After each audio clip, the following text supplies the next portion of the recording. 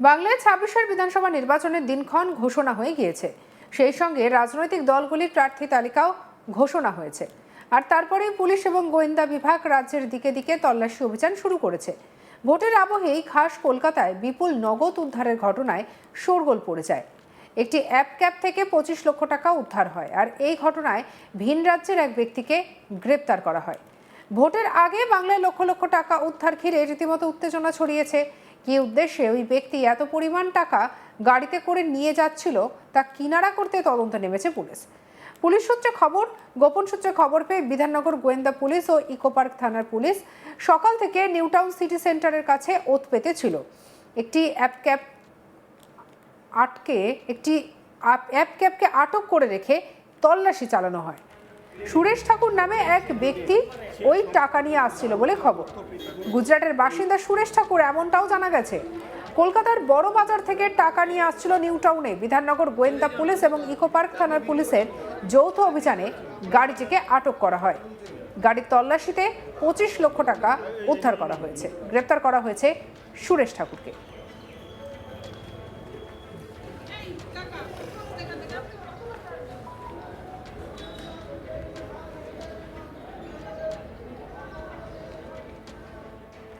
তাকে প্রশ্ন করতে তিনি বলেন তার কাছে ছিল টাকাটা পৌঁছে দেওয়া, কিন্তু কার টাকা কার হাতে দেবে সে বিষয়ে কিছুই তিনি জানতেন না। কি বলছেন ধৃত ব্যক্তি সুরেশ ঠাকুর, শুনবো। वाले थे किधर देने वाले थे? इधर इधर किधर?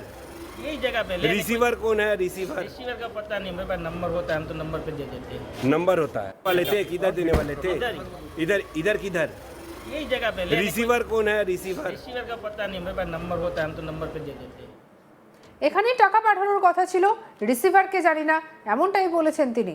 অন্যদিকে কি বলছেন পুলিশ আধিকারিক, শুনবো।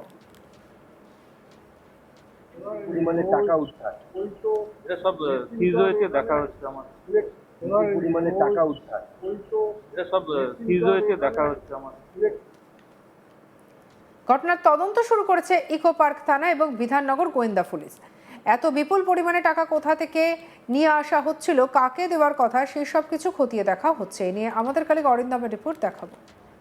বিধাননগর পুলিশের হাতে ২৫ লক্ষ টাকা সহ ধৃত এক ব্যক্তি, গুজরাটের বাসিন্দা এই ব্যক্তি।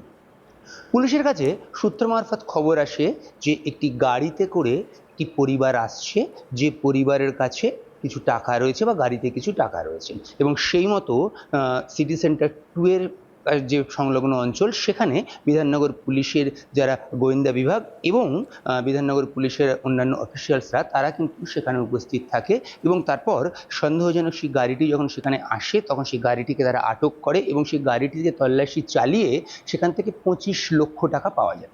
গাড়ির যে ড্রাইভার, অর্থাৎ সেই অ্যাপ ক্যাবের যে ড্রাইভার, পুলিশ তাকে জিজ্ঞাসাবাদ করে জানতে পারে যে পরিবারটি যে এই অ্যাপ ক্যাবে উঠেছিল তারা শিয়ালদা স্টেশন সংলগ্ন অঞ্চল থেকে অ্যাপ ক্যাবে ওঠে এবং তারপর সেখান দিয়েই যাচ্ছিল। এরপর সেই যে পরিবার, সেই পরিবারের বিধাননগর পুলিশ আটক করে এবং পরিবারকে আটক করে পরিবারের যিনি পুরুষ ছিলেন তাকে কিন্তু বিধাননগর পুলিশ জিজ্ঞাসাবাদ করতে শুরু করে এবং সে জিজ্ঞাসাবাদে স্বীকার করে যে হ্যাঁ, সেই ২৫ লক্ষ টাকা তার, সে এই টাকা দিতে এসেছিল। তবে কাকে দিতে এসেছিল বা কোথা থেকে সে নিয়ে এসেছিল সেগুলো কিন্তু সে কিছুই স্পষ্টভাবে বিধাননগর পুলিশকে জানাতে পারেনি বা জানায়নি।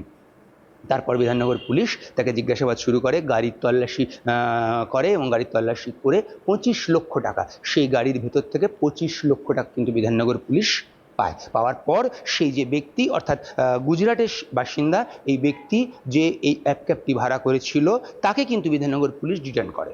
তবে ইলেকশন ঘোষণা হয়ে গেছে এবং ইলেকশন কমিশনের নিয়ম অনুযায়ী যদি ১০ লক্ষ টাকা কারো কাছ থেকে রিকভারি হয়, অর্থাৎ ১০ লক্ষ টাকা পর্যন্ত রিকভারি হলে পুলিশ তাকে গ্রেপ্তার করে এবং পুলিশ সেক্ষেত্রে আইনি ব্যবস্থা নেয়।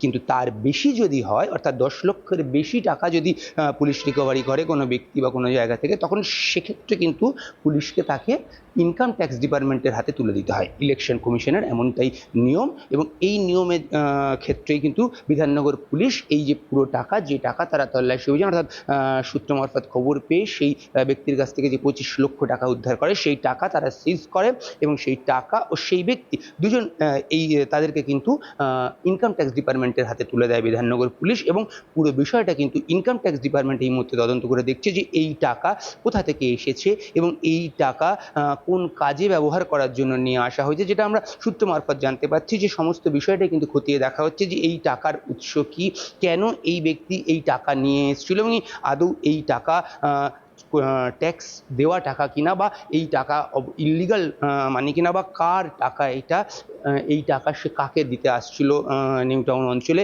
কারণ যে জায়গা থেকে তাকে গ্রেপ্তার করা হয়েছে অর্থাৎ আটক করা হয়েছে সেই জায়গায় কিন্তু নিউ টাউন অঞ্চল এবং সেখানে কিন্তু বিধাননগর পুলিশ তাকে ডিটেন করেছিল। প্রথমে তাকে সূত্র মারফত যে খবর এসেছিল বিধাননগর পুলিশের কাছে, সেই খবর পাওয়ার পর কিন্তু তারা সেখানে পৌঁছে গেছিলো এবং তারপর সেই সন্দেহজনক ক্যাব যখন আসে সেখান দিয়ে যাওয়ার পুলিশ কিন্তু তাকে সেই গাড়িটিকে আটকে পুলিশ তল্লাশি চালায় এবং চালানোর পরেই কিন্তু এই টাকা উদ্ধার এবং পরবর্তীতে ক্যাবের যিনি ড্রাইভার তাকে জিজ্ঞাসাবাদ করে কিন্তু পুলিশ জানতে পারে যে এই পরিবার, গাড়িতে যে পরিবার ছিল সেই পরিবারটি কিন্তু ক্যাবটি বুক করেছিল শিয়ালদা স্টেশন সংলগ্ন অঞ্চল থেকে এবং তারপরেই তারা এই নিউ টাউনের দিকে যাচ্ছিল। এবং সেক্ষেত্রে এই ব্যক্তি অর্থাৎ গুজরাটের এই বাসিন্দা যিনি এই ক্যাবটি বুক করেছিলেন তিনি কিন্তু সেই সময় সেটি স্বীকারও করেছিলেন যে হ্যাঁ সেই টাকাটা কিন্তু তারই ব্যাগে ছিল বা তারই টাকা, তবে এবং সেই টাকাটি দেওয়ার জন্যই এসেছিল, তবে কাকে দিতে এসেছিল সেই বিষয়টা সে স্পষ্ট করেনি। আর ইলেকশন কমিশনের নিয়ম অনুযায়ী কিন্তু বিধাননগর পুলিশ সেই ব্যক্তিকে প্রাথমিকভাবে আটক করলেও সেই সিজ হওয়া টাকা অর্থাৎ সিজ হওয়া 25 লক্ষ টাকা এবং সেই ব্যক্তি কে ইনকাম ট্যাক্স ডিপার্টমেন্টের হাতে তুলে দেওয়া হয়েছে। আপাতত ইনকাম ট্যাক্স ডিপার্টমেন্ট পুরো বিষয়টা তদন্ত করছে এবং কোথায় এই টাকার উৎস এবং কী কাজে এই টাকা ব্যবহারের জন্য এসেছে পুরো বিষয়টাই কিন্তু তারা খতিয়ে দেখছে। नाम तो पता नहीं है। तो टाका लेके आप किस कंपनी अब जा रहा है? वाले का है वैसे ये ना होता हम तो भाई काम উপর জানা যাচ্ছে যে ইনি কেরিয়ার তিনি টাকাটা নিয়ে আসছিলেন এবং